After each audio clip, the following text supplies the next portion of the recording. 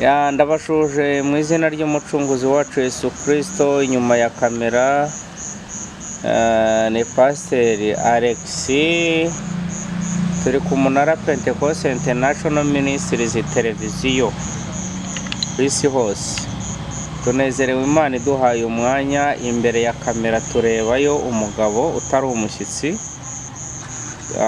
Impamvu itugenza nta n'iyindi mpamvu imugenza atari ubutumwa bwiza. Ndagira ngo tumwakire yivuge mu izina rya Yesu. Murakoze cyane mushumba, ikaze muri iki kirambi cya Munara Pentecost Ministries. Twishimiye natwe kugera ahangaha, Imana yaturinze gukora amazina rero nk'uko bisanzwe. Nitwa Jean Paul Ndatumaye, n'umugabo kandi Imana iduhane. Amen. Ndagira dusengere hanyuma twinjire mu kiganiro cyacu. Yesu aguhe umugisha, turakwishimiye. Mwami wacu Yesu Kristo, turagushima, turaguhimbaje. Dushimiye ku buntu bwawe n'umuteguro wawe w'umugoroba. Turasabye Mwami Yesu gukora kwawe n'icyubahiro cyawe bigaragara. Emera Mwami Yesu umwuka wawe raze yururuke, adukoreshe, atuvugishe iby'ubutwari bwawe, kandi n'abasha kumva ubutumwa bose babufashwe n'izina ryawe Yesu. Amen. Amen. Urakoze cyane kudusengera. Ndagira ngo udusomere ubutumwa bwiza uko bwanditswe na Mariko, ibice byawo 16 uhere ku murongo wa 15. Reka dusome twihuse tudatinda, umwanya ni urahenze. Ubutumwa bwa Mariko ibice 16 umurongo wa 15. Aravuze ngo, arababwira ati, mujye mu bihugu byose mwigishe abaremwe bose ubutumwa bwiza. Uwizera akabatizwa azakizwa, ariko utizera azacirwaho iteka. Amen.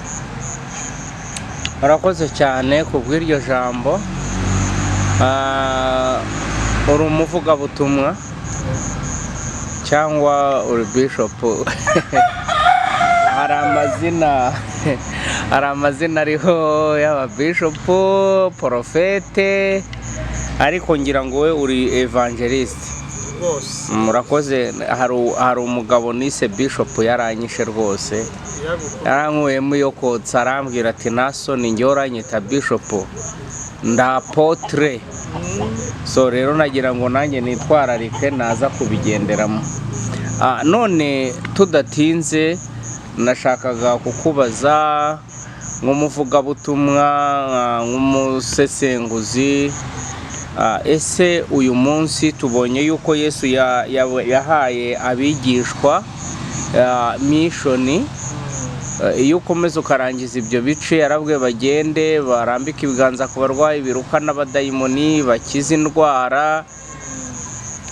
Asoza avuga ijambo nakunze, aravuga ngo ndi kumwe namwe iminsi yose. Tubona intumwa zaravuye aho zijya kurindira umwuka wera, zimaze kuzura umwuka wera zamamaza ubutumwa, karahava, zirabica biracika. Uyu munsi natwe twarahamagawe, ariko se uyu munsi iyo urebye intego y'ubutumwa bwiza mu matorero, usanga ifite musaruro ki? Ese turacyari, amatorero aracyari ku ntego y'ubutumwa bwiza? Ubibona uti? Icyo ni ikibazo cya mbere. Mission y'ubutumwa bwiza muri iyi generasiyo yacu, ubibona uti? Murakoze cyane mushumba, kubwo gutegura topic nziza, ndetse ari n'iryo jambo ry'Imana. Nubwo wenda abenshi babyumva bakavuga ko ari iby'iki gihe, bakavuga ngo topic kandi kera barasomaga ijambo ry'Imana. Ariko ubu bitewe n'ubwenge bwagiye bubaho n'abantu kwiga, bagiye babyita andi mazina. ariko si bibi niko isi imeze, kirihuta rero natwe tugomba kujyana nayo.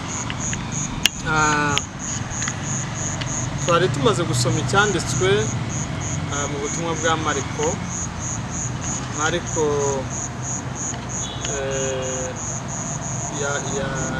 yagaragaje igikorwa cya Yesu n'intumwa ze cyangwa se n'abigishwa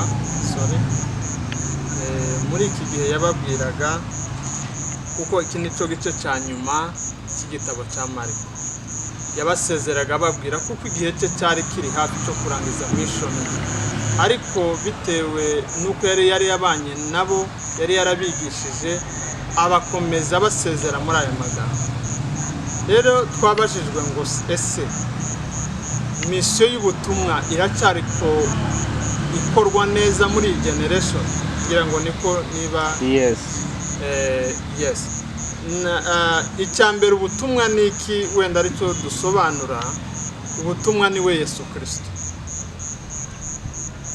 nta bundi butumwa buri hanze ya Yesu Kristo. Ubutumwa ni ukuvuga Yesu wapfuye akazuka, ubu akazagaruka gutwara itorero. Yesu niwe butumwa bwiza. Niwe butumwa. Okay, urakoze. Mu nsengero tugendamo, ugendamo, uyu munsi haravugwa Yesu cyangwa hari ibindi bivugwa? Mu by'ukuri abantu barahinduye. Hari abavuga Yesu bakamuvangamo n'ibindi byabo, ariko ubu ngubu kubera kuko Satani yazanye izindi strategy cyangwa se ubundi buryo bwo kugira ngo azimangatanye za mbaraga z'ubutumwa, abantu ntibakivuga Yesu, ntibakivuga ijambo, ahubwo bari mu kwivuga ubwabo. Bakavuga ibyo batunze, akavuga abana, akavuga umugore we mwiza, akavuga umutungo afite, ariko waje kureba mu isi y'umwuka ugasanga nta butumwa bwavuzwe. So rero dufitemo esheke mu gifaransa, icyo bita dufitemo crisis, cyangwa se ibyo twakwita igihombo kuri none kuri benshi, ariko turacizera kuko hakiriho abagabo n'abagore bakiya bavuga ubutumwa bwiza bw'Imana. Urakoze cyane. Impamvu nazanye iyi topiki, hari ukuntu mu nsengero njya mbona uburyo abantu bacamutsa abantu, bakikorera intebe, bakigisha ku bitangaza, bakavuga ku bintu, ukabona abantu bafashijwe, harimo ibintu bijya kumera nk'umwuka, ariko mu by'ukuri kubasomye ijambo ry'Imana ugasanga si umwuka, ariko abantu ubona bacamutse kabisa. So ibi bintu biterwa n'iki? Ni iki cyatumye abantu bava ku muramwa w'ubutumwa bwiza? Mu rwandiko rwa Timoteyo, Pawulo yabibwiye Timoteyo, aramubwira ngo mu gihe cy'imperuka ngo abantu bazishakira ngo abavuga butumwa cyangwa se abahanuzi bazavuga ibinezeza amatwi yabo. Ubu ari naho benshi, reka mbivuge ngo imperuka tuyirimo, benshi bari mu gushaka ngo babwirwe ibi boosting imitima yabo cyangwa se ibizamura amarangamutima yabo, ariko bitazamuye ubugingo.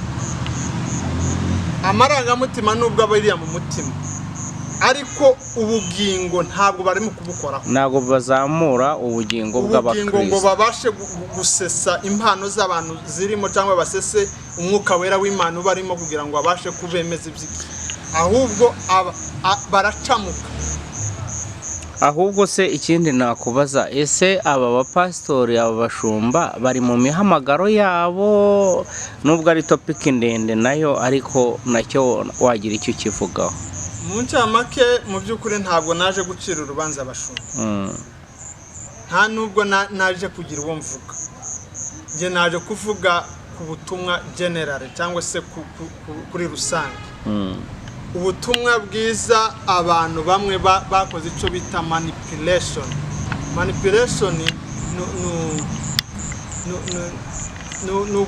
Ni nko guhatama abantu ibintu ku ngufu, baje gushaka inyungu mu bantu, ariko bataje kubabwira Kristo bakeneye.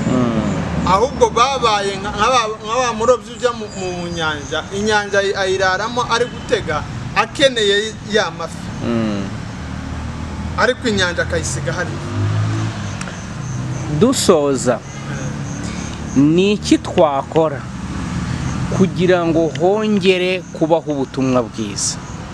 Ubutumwa bwiza twabonye yuko ari Yesu, ariko mu nsengero nyinshi izo nkeya ngewe kuko ntabwo ngenda muri menshi, harimo ubutumwa bwa viza, harimo ubutumwa bw'umugore, harimo ubutumwa bw'amafaranga, harimo ubutumwa bw'ibitangaza, ariko ubutumwa bwa Yesu ntabwo hari. Ni iki twakora kugira ngo ubutumwa bwiza bugaruke kuvugwa? Ni ugusubira ku isoko. Isoko ni iyi, ni ijambo ry'Imana. Abantu bakongera bagasoma ijambo ry'Imana, abantu bagasenga, abantu bakagaruka ku gicaniro, abantu bakagaruka mu rukundo rwabo rwa mbere, abantu bakongera bagakora imirimo ishimwa n'Uwiteka, pani y'abantu bashima. Kuko iyo ukora ibihabanye n'ubushake bw'Imana, uba wagiye kure n'ubutumwa Imana ishaka ko abantu bumva. Rero biradusaba kugira ngo dusubire ku isoko aho twatereye, kugira ngo ubutumwa bwongere kandi bugira agaciro kabwo umwimerere wacu. Urakoze, Imana iguhe umugisha. Bene data mwari mudukurikiye, turabasaba imbabazi kubw'urusaku mwumva. Dukeneye ibikoresho, support yanyu turayikeneye, ishobora gufata urusaku urunguru muri kumvamo. Icyo nasoza nanjye mvuga nsaba bene data abakunzi b'umusaraba wa Kristo Yesu, nuko abanyamasengesho nanjye nacyongeraho yuko aribo bakwiriye kugira ngo bananize imbaraga z'umwanzi zazanye ikintu kitari ubutumwa, ahubwo bongere gusenga kugira ngo itorero ry'Imana ryongere guhagurutswa, kandi ab'Imana yahamagaye bongere kubasapotinga kugira ngo bazane ubutumwa bwiza, bongere kuvuga Yesu, kuko Yesu niwe butumwa bwiza. Wadusengera, usengera umurimo w'Imana, usengera itorero ry'Imana, kandi nawe tuhure muri comment utubwire uko byumva. Yesu abaha umugisha. Reka dusenge. Ndagusaba ngo nawe nujya kumva n'iyi video cyangwa